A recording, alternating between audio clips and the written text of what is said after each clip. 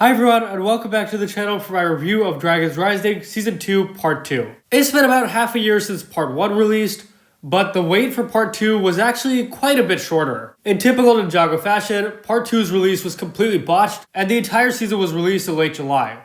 But we've had a couple months to digest the season and form opinions on it. And my own personal opinion is that Season 2 Part 2 was pretty good. There's a lot to unpack in these 10 episodes, so let's start at the beginning. The kickstarting event of Part 2 is when the Matriarch Dragon, the leader of Ryu's tribe, is mysteriously killed. And so before the Matriarch dies, the Ninja and Dragons gather here, and it was overall a very well done scene. I thought it was pretty emotional and kind of a heavy feeling seeing such a powerful creature die like this. And the show captures the reaction of Ryu and the others pretty well. I also really appreciate how this episode sheds light on what the Arc Dragons are, and that besides this Matriarch, there's other Arc Dragons as well. And what these dragons all have in common is their crowns. After that, on their way to return the Matriarch's baby to its tribe, the ninja battle Raptor, which is pretty fun. But at the end of the first episode, we see the Motion Source Dragon for the very first time. I really love this scene.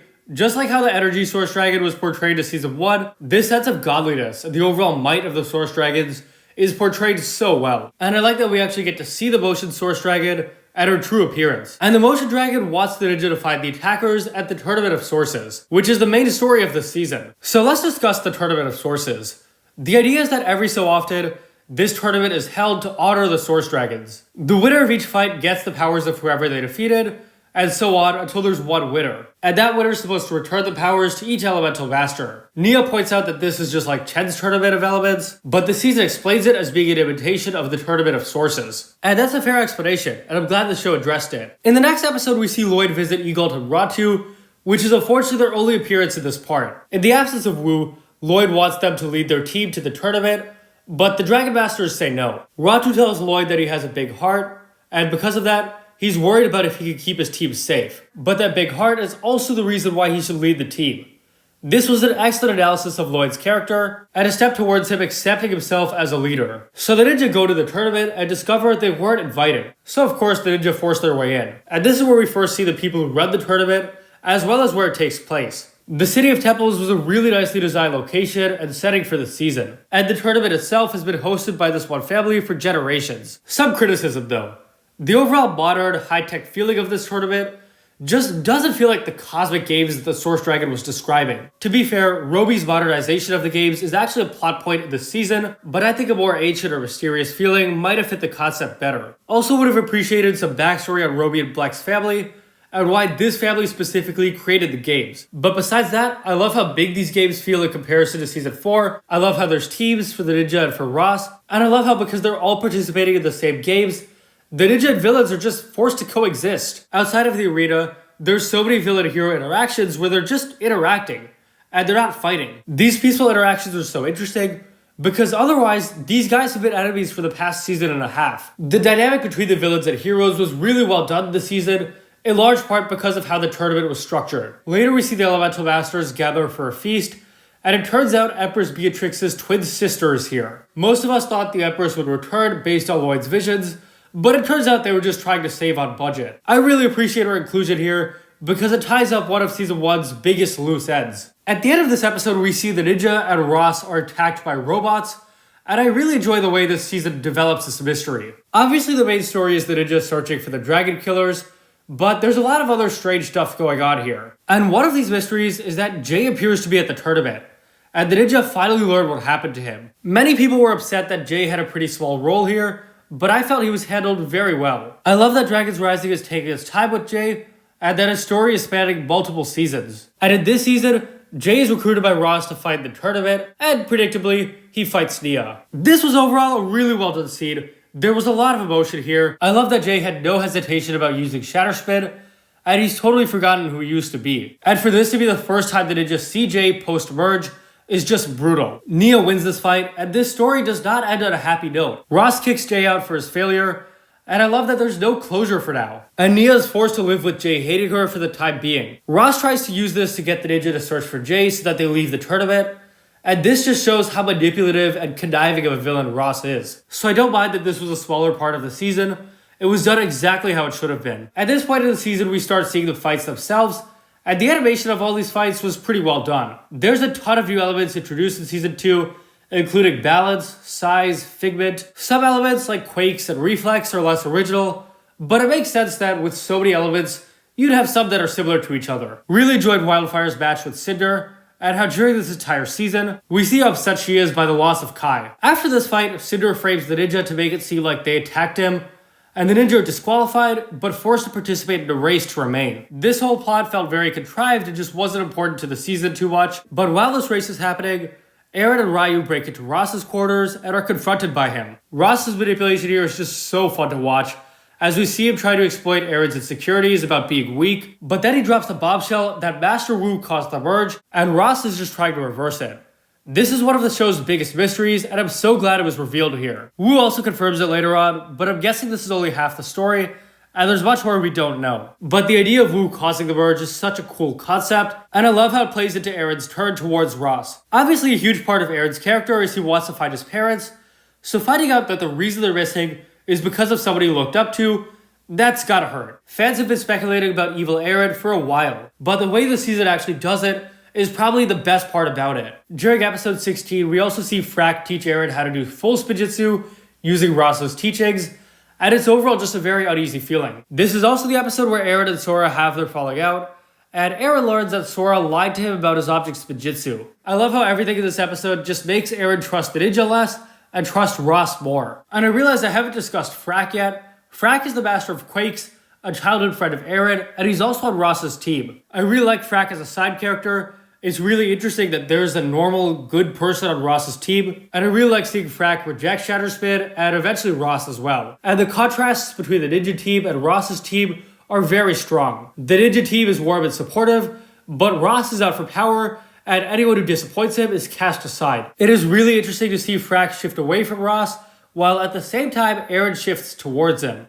Anyways, next up I want to discuss Lloyd's long-awaited fight against Zeatrix. And Lloyd actually wins this fight, but Zeatrix plays dirty and knocks him out, and she's then detained. She shows up in the next episode for the power transfer, but that's the last we see of her. Again, I really like Zeatrix's inclusion in this season, and overall she was an okay character.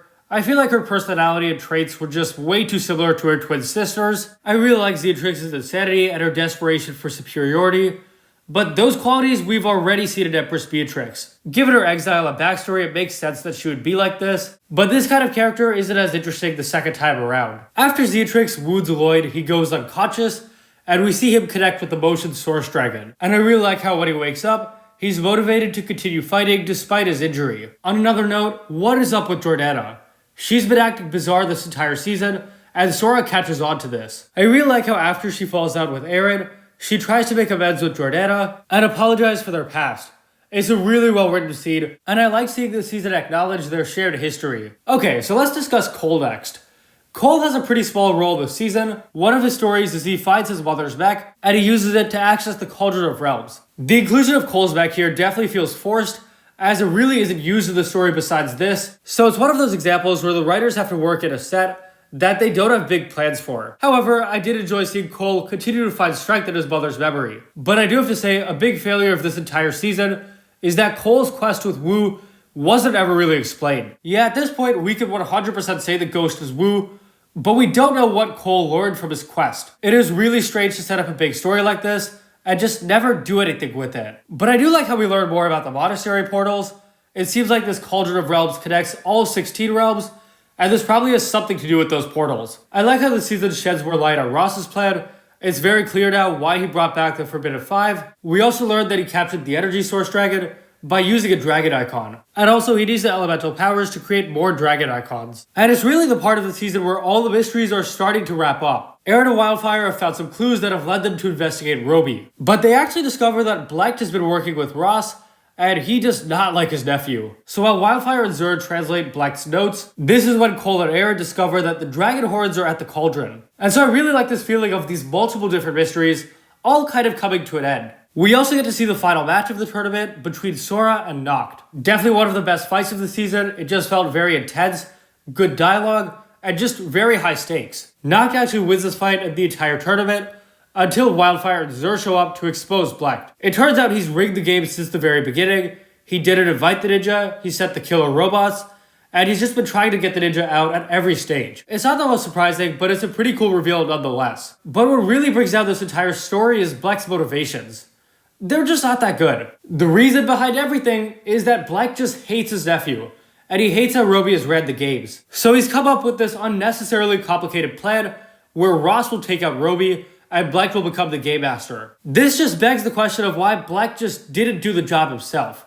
I really don't see why Ross had to be part of this plan. I have no issue with Black being a cartoony villain, but there's just so many holes in his plan. I like how this mystery was unraveled and explained, but the explanation behind it is kind of a letdown. And to me, Black feels like a pretty weak character. But this season's other mystery is much cooler. It turns out it wasn't Ross who killed the dragons, but it was actually Noct and Rox. And we've seen them working behind Ross's back this entire season. And what's more is that this entire time, Jordana has been possessed by Rox, another member of the Forbidden Five. Their goal is to release the other Forbidden Five using the dragon horns and the elements. And this is a great betrayal. So great that Ross turns red. And I love seeing how the tensions between these villains have finally boiled over. And seeing Rox corrupt the Wolf Warriors is so cool. I really love this unexpected level of chaos in the finale. Of course, you expected Ross to be the villain, but seeing the Forbidden Five develop into their own separate threat is just perfect. And I love how action-packed the finale is. We see Noct trying to release the Forbidden Five, while everyone else tries to strip him of his powers. And this is actually when Nia and Ryu appeared. 3 episodes ago, they established contact with Kai, and then they disappeared after getting captured by the Forbidden Five, but that actually happened off screen. So I think it's pretty weird how these guys just kind of disappeared. You forget about them because the show seemingly didn't have enough time. But anyways, they're back now, and after the Forbidden Five are released, Nia uses her connection to Kai to bring him and Bonzo back.